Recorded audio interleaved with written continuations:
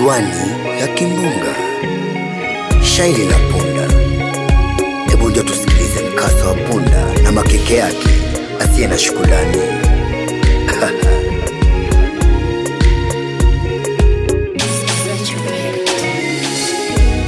Punda kumbuki wema hata kwa mchunga wake, humpa mwingi mtama na maji anufaike.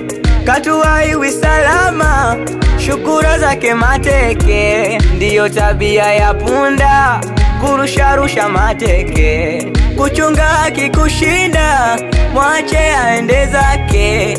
Kuchunga akikushinda, mwache aende zake. Punda uyo, punda, mwache aende zake. Punda uyo, punda, mwache aende zake. Punda uyo, punda, mwache aende zake. Punda uyo, punda, mwache aende zake. Diwani ya Kimbunga, shairi kibwangai. Ni shairi la mtu aliyejidai sana na kujiona yeye ndo kila kitu. Hebu twende tujifunze.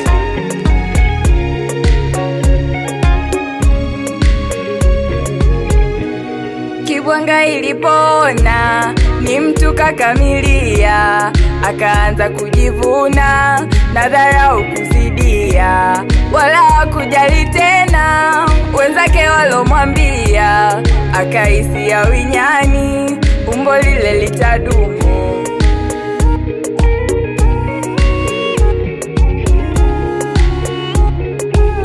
Diwani ya Kimbunga, shairi la Kimbunga. Ndio tusikilize historia ya Kimbunga, jinsi ilivyokuwa patashika katika mji huu. Karibu sana. Kimbunga mji wa Siu, kilichowahi kufika, si kwa yule wala huyu, ilikuwa patashika. Kimeing'oa mibuyu, minazi kunusurika, nyoyo zilifadhaika, nyoyo zilifadhaika. Diwani ya Kimbunga, shairi la paka. Paka anaonekana kuwa mjanja na tamaa zake mwenyewe, lakini mwisho wa siku anaonywa na kukanywa. Hebu ndio tusikilize shairi hili linahusu nini ndani yake. Paka na kuwa sawizi, wacha kuiba samaki, imekuwa yako kazi, majikoni uondoki. Haufai uchokozi, si kizuri kitu hiki. Paka na kuwa sawizi, vitoe usiibe. Diwani ya chungu tamu, shairi la fikira za waungwana. Ndio tuangalie historia hii. Mtu kampenda Josefu, kisa amekunwa. Sikiliza. Mume wangu nakupenda, Josefu amenikuna. Nimekula naye tunda, nampendelea sana. Ila usifanye inda, mimi ni wako kimwana. Nitaishi kwa mpango, kwako na kwake Josefu. Diwani ya chungu tamu, shairi la Thomas na Doto. Ndio tujifunze ubaguzi jinsi unavyokuwa katika familia, lakini pia ukimya ni jibu tosha.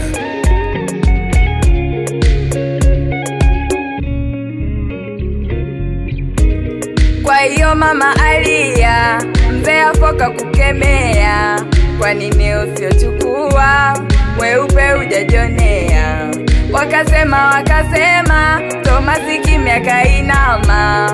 Wakasema, Tomasi kimya kainama. Diwani ya chungu tamu, shairi la wimbo wake hotubani. Twende tukajifunze shairi hili. Hakika wanyonge hunyongwa, lakini mnyonge kivijua vituo.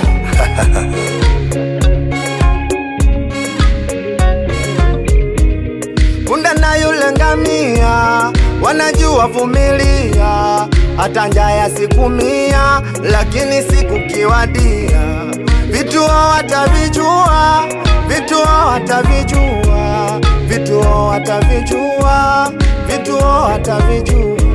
Diwani ya chungu tamu, shairi la chatu na kuku. Hapa Hapa mmoja ni mbabe na kumnyanyasa mwenzake katika maisha. Je, yupi yuko sawa?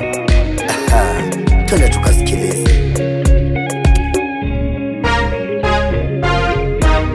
Sisi ni chatu wazuri, lakini ukifanya kiburi utajichimbia kaburi. Tusemalo wewe kiri, tusemalo wewe kiri, tusemalo wewe kiri, tusemalo wewe kiri, tusemalo wewe kiri, tusemalo wewe kiri, tusemalo wewe kiri, utajichimbia kaburi. Tusemalo wewe kiri. Masma